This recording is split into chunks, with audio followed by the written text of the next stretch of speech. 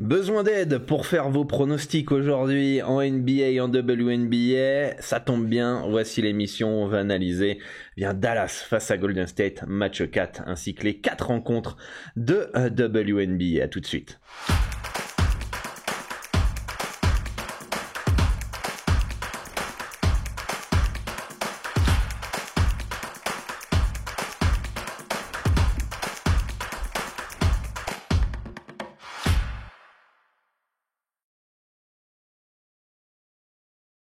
Salut à tous, c'est Dorado, j'espère que vous avez la forme pour cette nouvelle émission. On va analyser Dallas face à Golden State, mais pas que. 4 matchs de WNBA avec Connecticut face à Dallas, Washington face à Atlanta, Chicago face à Indiana et Minnesota face au Liberty de New York. En WNBA, une émission qui se déroule en plusieurs parties. Première partie, les résultats des pronostics de la dernière émission. Deuxième partie, les analyses et les pronostics du jour. Et en troisième partie, les performances joueurs. Et si vous souhaitez que je continue à faire ces vidéos qui sont totalement gratuites et qui me prennent du temps, n'hésitez pas à soutenir la chaîne. Comment ? En faisant 4 points. 1. Abonnez-vous à la chaîne, activez la cloche si ce n'est pas fait. Vous allez recevoir une notification à chaque émission en ligne. Likez, ça aide à référencer la chaîne YouTube. Laissez-moi en commentaire vos pronostics pour qu'on puisse débattre et créer de l'interaction pour que YouTube puisse se rendre compte que la vidéo est intéressante et qu'il va la suggérer à d'autres parieurs ou d'autres fans de NBA. Et si vous avez justement des amis parieurs dans votre entourage, n'hésitez pas à partager la chaîne YouTube. Je pense que ça peut grandement les aider. Et ceux qui ne me connaissent pas, je suis Dorado, expert en paris sportifs, spécialiste basket. Je mise sur plus de 50 championnats et ma spécialité c'est les handicaps. Depuis plus de 10 ans, j'aide les parieurs à remplir leurs objectifs dans les paris sportifs. Ça fait 7 ans que je vis au Mexique pour vivre de ma passion. Fondateur de basket-pronostic.com, vous pouvez retrouver l'ensemble de mes pronostics ainsi que les différentes formations. Et dans cette émission, on va prendre en référence les codes de PS 3838 et si la législation dans votre pays vous le permet, je vous conseille d'ouvrir un compte sur ce bookmaker via le broker Asian Connect, le plus fiable au monde, avec qui je travaille et je connais depuis plus de 10 ans. D'ailleurs, c'est avec eux que j'ai ouvert mon premier compte.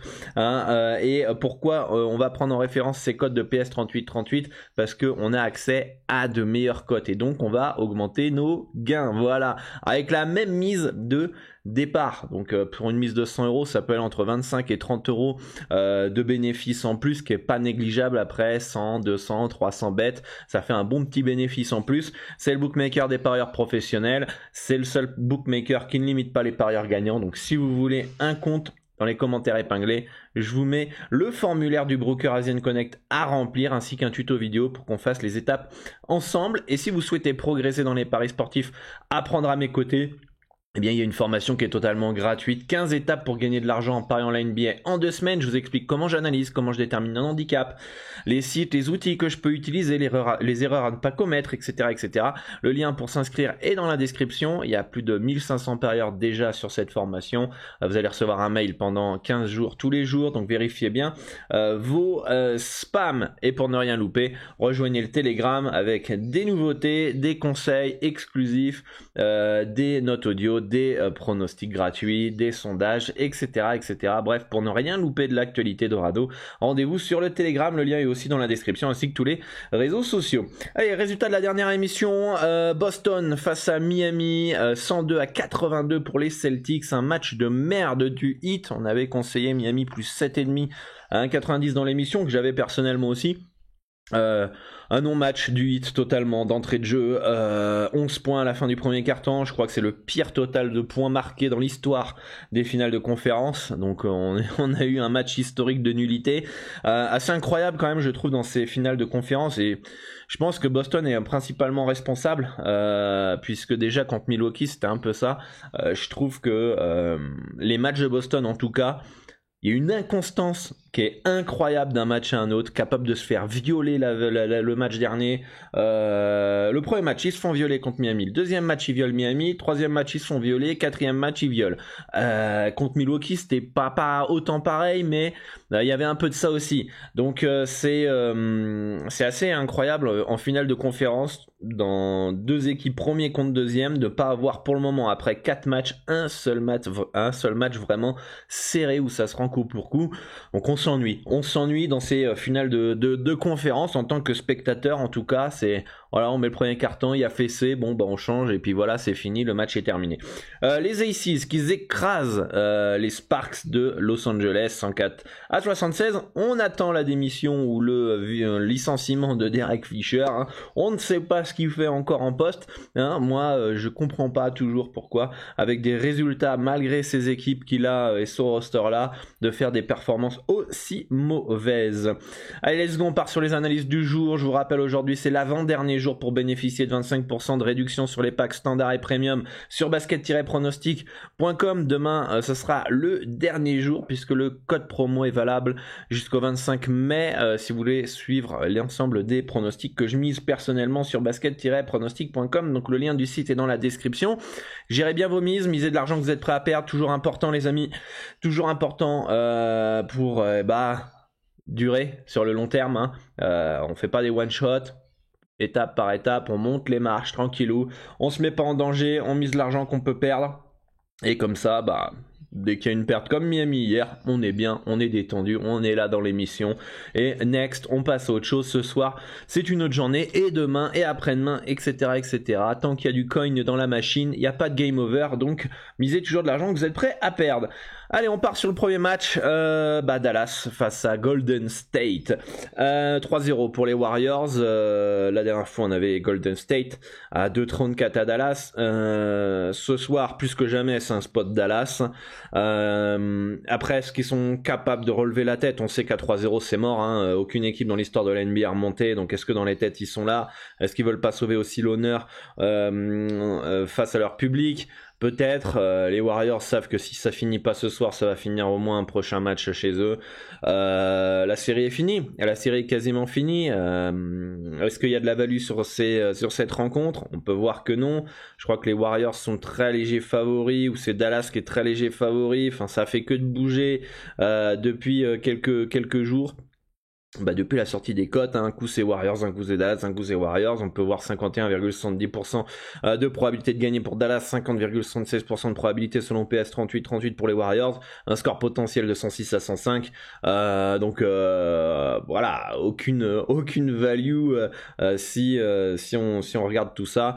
Pour moi, spot Dallas, j'aimerais bien que le marché aille sur les Warriors, ce qui est déjà le cas puisque lors du dernier match ils étaient à 2,34, maintenant ils sont autour de 1,97 de mémoire. Donc le marché part sur les Warriors parce qu'ils voient un 4-0. Moi j'aimerais bien que les Mavs soient un peu plus outsiders pour partir sur Dallas. Donc on observe le mouvement des cotes, mais pour le moment c'est un beau no bet. Partons en WNBA, Connecticut face à Dallas. Match intéressant, Dallas équipe profonde avec pas mal de talent et Connecticut une des équipes les plus costauds physiques de toute la WNBA. La dernière fois on était parti sur un under 161 dans le match de Connecticut, ça finit à 162. Moi je pense que le Sun quand il décide de défendre c'est très très costaud, donc je préfère partir sur un under 159. Je vois le Sun gagner, je vois le Sun gagner, mais peut-être pas forcément en fessé, mais je prendrais pas forcément le risque. C'est vrai qu'on a un plus 8,5, plus 8 je crois en faveur de Dallas, qui est pas déconnant vu qu'on a un écart de 6 points. Jasmine Thomas est pas là pour le Sun, c'est pas très très grave dans le sens où il y a Alyssa Thomas, il y a Bonheur, voilà, il y a du monde, etc. Courtney Williams, donc c'est pas non plus the absence, voilà. Donc pour moi Connecticut logiquement va gagner ce soir. Après est-ce que ça va être la fessée? Je pense justement que ça va dépendre de leur défense. S'il y a défendre et que Dallas n'est pas en rythme et n'arrive pas à imposer son tempo, il peut y avoir fessée. Donc voilà pour cette rencontre. Deuxième match, Washington face à Atlanta. Washington par logiquement favori. Washington aurait été intéressant est intéressant uniquement pour moi si Tiffany Hayes qui est en game time decision mais qui devrait jouer et Monique Billings qui est game time decision mais qui devrait jouer, les deux finalement ne jouent pas. Si les deux ne sont pas là, alors Washington moins 8,5 peut être intéressant, voire Washington en sec dans un combo recomposé. Avec Tiffany Hayes et Billings, pour moi c'est plutôt bien placé. Le Mystique par logiquement favori, costaud défensivement, une bonne attaque, de l'expérience, etc. Pour moi, ça devrait gagner dans cette rencontre pour le Mystics. Chicago face à Indiana. Chicago par largement favori face à Indiana en reconstruction avec Bria Hartley et Nalissa Smith forfait pour ce soir. Chicago grosse attaque, si elles imposent leur tempo, je vois pas comment Indiana peut suivre le rythme. Le seul espoir d'Indiana, c'est que le Sky les prenne un peu de haut et que finalement elles défendent pas le Sky et Indiana arrive à 80 points, 83 points marqués. Dans ces cas-là, le moins 13 risque de ne pas passer. Si Chicago est en forme offensivement et que défensivement elles sont correctes, je pense que le moins 13 peut passer. Ils peuvent gagner de 20 points face à cette équipe d'Indiana qui dernièrement reste dans les handicaps de plus 13, plus 11 comme on l'a vu comme Connecticut. Je sais plus, il y a un autre match aussi où elles sont restées dans le handicap. On l'a vu à domicile contre Connecticut, dès qu'elles ont joué sérieuse le Sun, elles ont pris 20 points. Donc tout dépendra finalement du Sky de Chicago dans cette rencontre. Minnesota face à New York. Minnesota par logiquement favori. Bet Ninja l'année forfait du côté de New York, une joueuse intéressante du côté du Liberty qui apporte des rebonds, du point, etc., de la bonne défense, etc. En face, on a toujours Nafessa Collier qui est forfait avec Dantas Collier qui est la meilleure joueuse du Lynx. On a vu qu'avec le retour de McBride ça va mieux, donc elle part logiquement favorite. Est-ce que part pas un peu trop favorite face au talent du Liberty qui, je pense, est en dessous de leur vrai niveau dans ce début de saison qui est catastrophique clairement, donc je m'attends à une amélioration de la part de New York dans les prochains matchs, en tout cas je l'espère pour elle. Bien sûr il n'y a pas 333 000 3389% de probabilité, mais bien 33,89% de probabilité de gagner pour New York. Je serais pas surpris moi de voir le Liberty gagner à Minnesota, clairement, elles ont clairement le talent pour y aller, pour gagner, et tout dépendra de Sabrina Ionescu. Donc pour moi c'est plutôt bien placé, c'est logique au vu du début de saison que le Liberty soit outsider, mais je trouve ça quand même compliqué de partir sur Minnesota à un âge de moins 5,5, moins 6, vu le talent du Liberty, vu le début de saison des deux équipes. Moi personnellement c'est soit on met une petite piécette sur le Liberty, soit c'est un petit no-bet dans cette rencontre. Et niveau performance joueur en NBA, pas grand chose aujourd'hui. On aurait pu reprendre un Stephen Curry over 3,5 paniers à 3 points, mais bon, il était chaud la dernière fois, il était chaud avant encore. À un moment, peut-être que ça va être Klay Thompson qui va être chaud.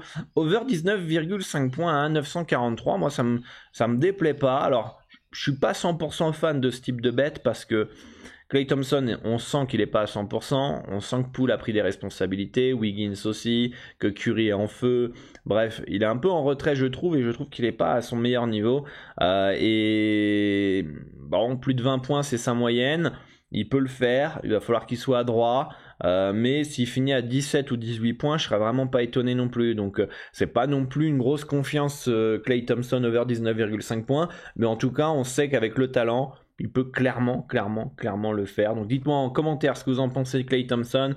Attention avec ses blessures et tout ça. Il est pas à 100%, mais c'est le seul au niveau moyenne, cut et cote qui me semblait potentiellement intéressant à tenter ce soir dans cette rencontre.